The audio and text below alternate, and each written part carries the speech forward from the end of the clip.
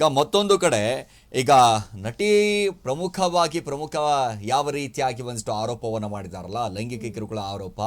So ಇದ್ರ ಬಗ್ಗೆಯೂ ಕೂಡ ಒಂದಿಷ್ಟು ಮಾತಾಡುವಂತ ಸಂದರ್ಭದಲ್ಲಿ ನಟಿಯಿಂದ ಮೂವರಿಗೆ, ಇದು ಪ್ರಮುಖವಾಗಿ ನನಗೆ ಮಾತ್ರ ಅಲ್ಲ, ನನ್ನನ್ನ ಹೊರತುಪಡಿಸಿ ಮೂವರನ್ನ ಕೂಡ ಒಂದು ರೀತಿಯಾಗಿ ವಂಚನೆ ಮಾಡಿದ್ದಾರೆ ಅಂತ ಹೊಸ ಬಾಂಬ್ ಇದು. ಪ್ರಮುಖವಾಗಿ ಹೇಳಬೇಕಾದಂತ ಸಂದರ್ಭದಲ್ಲಿ ನಿಜವಾಗ್ಲೂ ಕೂಡ ಅವರು ಎಷ್ಟು ದಿನಗಳ ಕಾಲ ಅವ್ರನ್ನ ಕಾಂಟ್ಯಾಕ್ಟ್ ಮಾಡುವಂತ ಕೆಲಸ ಮಾಡಿದಾರಂತೆ.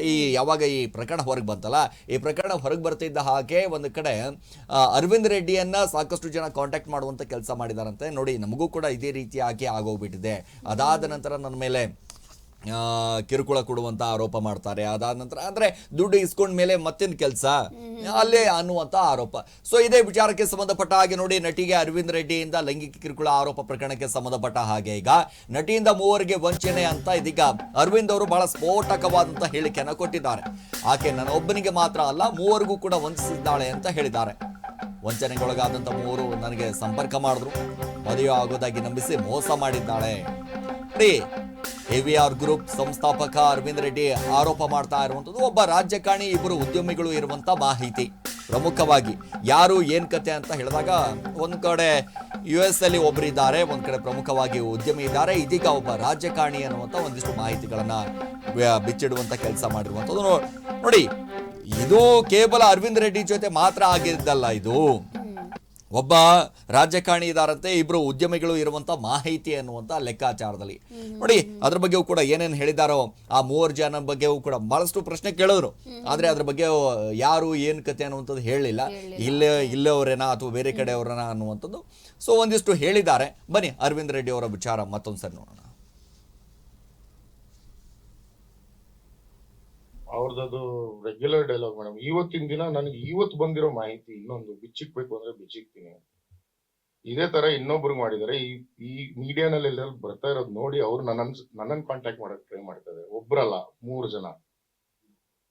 ಜನ 3 people have tried to contact me, but I am not entertaining because I don't need to.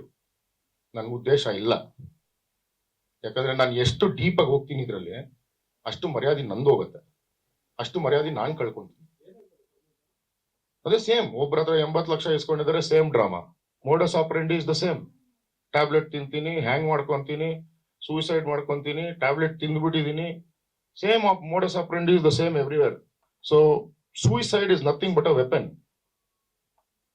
Suicide ಮಾಡ್ಕೊಳ್ಳೋರು ಯಾರೂನು ವಿಡಿಯೋಗ್ರಫಿ ಮಾಡಿ ಸೂಸೈಡ್ ಮಾಡ್ಕೊಂತೀನಿ ಅಂತ ಹೇಳಲ್ಲ. ದುಡ್ಡು ಕೊಡೋಕ್ ಆಗಲ್ವಲ್ಲ ವಾಪಸ್. ಏನಾದ್ರು ಕೇಳಿದ್ರೆ ಅದೇ ಬೆಸ್ಟ್ ವೆಪನ್ ಅಲ್ವಾ? ದಟ್ಸ್ ದ ಬೆಸ್ಟ್ ವೆಪನ್ ಅಲ್ವಾ? ಸಿಂಪತಿ. ಸೂಸೈಡ್ ಮಾಡ್ಕೊಂತೀನಿ ಅಂದಿದ ತಕ್ಷಣ ಸಿಂಪತಿ. ಅವ್ರದ್ದು ರೆಗ್ಯುಲರ್ ಡೈಲಾಗ್ ಮೇಡಮ್. ಇವತ್ತಿನ ದಿನ ನನಗೆ ಇವತ್ತು ಬಂದಿರೋ ಮಾಹಿತಿ ಇನ್ನೊಂದು ಬಿಚ್ಚಿಕ್ಬೇಕು ಅಂದ್ರೆ ಬಿಚ್ಚಿಕ್ತೀನಿ. ಇದೇ ತರ ಇನ್ನೊಬ್ರಿಗೆ ಮಾಡಿದಾರೆ. ಈ ಮೀಡಿಯಾನಲ್ಲಿ ಎಲ್ಲ ಬರ್ತಾ ಇರೋದು ನೋಡಿ ಅವ್ರು ನನ್ನನ್ನು ಕಾಂಟ್ಯಾಕ್ಟ್ ಮಾಡಕ್ ಟ್ರೈ ಮಾಡ್ತಾರೆ. ಒಬ್ರಲ್ಲ, ಮೂರು ಜನ 3 people have tried to contact me, but I am not entertaining because I don't need to. ನನ್ ಉದ್ದೇಶ ಇಲ್ಲ. ಯಾಕಂದ್ರೆ ನಾನು ಎಷ್ಟು ಡೀಪ್ ಆಗಿ ಹೋಗ್ತೀನಿ ಇದ್ರಲ್ಲಿ, ಅಷ್ಟು ಮರ್ಯಾದೆ ನಂದು ಹೋಗುತ್ತೆ, ಅಷ್ಟು ಮರ್ಯಾದೆ ನಾನ್ ಕಳ್ಕೊಂತೀನಿ.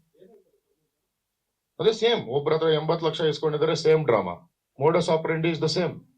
ಟ್ಯಾಬ್ಲೆಟ್ ತಿಂತೀನಿ, ಹ್ಯಾಂಗ್ ಮಾಡ್ಕೊಂತೀನಿ, ಸೂಸೈಡ್ ಮಾಡ್ಕೊಂತೀನಿ, ಟ್ಯಾಬ್ಲೆಟ್ ತಿಂದ್ಬಿಟ್ಟಿದೀನಿ. Same modus operandi is the same everywhere. So suicide is nothing but a weapon.